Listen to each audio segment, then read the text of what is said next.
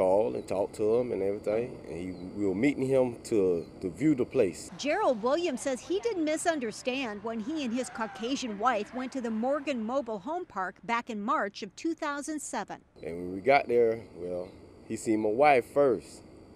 And once he seen me, he shook her hand, but when I reached my hand out to shake his hand, he said, y'all find someplace else to go.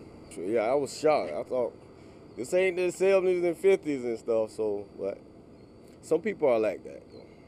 It lets people know that discrimination still occurs and that it needs to be reported. Wayne Dawson says the Fair Housing Council filed suit that from time to time they had sent testers to the mobile home park. After the Williams complaint, he says they sent more testers, another mixed-race couple and a Caucasian man on the same day. The whole visit lasted 4 minutes when we sent in a mixed-race couple, and they were denied the housing.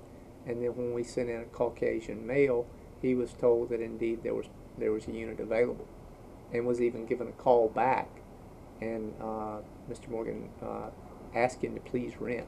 The Fair Housing Council lawsuit named Williams, his wife, and another woman as plaintiffs. The U.S. Justice Department also became involved, representing 11 other people who had rented or tried to rent from Morgan over the years. The Justice Department gets involved in cases in which there's a pattern or a practice of discrimination.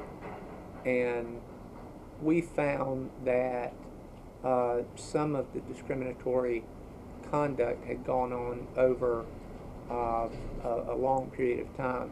On June 23rd, the case was settled after both sides met with a mediator. A consent decree was signed off by a federal judge in which Morgan agrees to a settlement. What is your side of it? Well, it's all inaccurate. Mr. Morgan agreed to talk to me because he says the allegations are wrong. So you're supposed to pay quite a bit of money, is that right? Yeah, $680,000. What do you think about that? That's just outrageous when I'm not guilty of what they said. The consent decree indeed requires Morgan to pay a total of $680,000, most of that to the plaintiffs and $50,000 in penalties. Morgan told me in the case of Williams and his wife it was a misunderstanding, that he had only asked the couple if they were married. I've never refused anybody, but they claim I did. But they also said that they sent other people here. It wasn't just the first mixed race couple. The Fair Housing Council says they sent other people here and the same thing happened. They paid 2 or 3 people. They paid them to come out here. Dawson says the testers got paid a nominal fee of $35. Mr. Morgan feels like he was trapped. How would you respond to that? This practice of testing has been judged by the Supreme Court to be a valid method for monitoring discriminatory housing practices. This is not entrapment.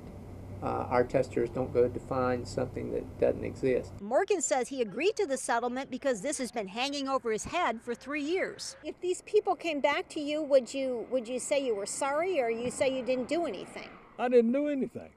Morgan thinks the lawsuit was just about paying somebody, but Williams has a different viewpoint.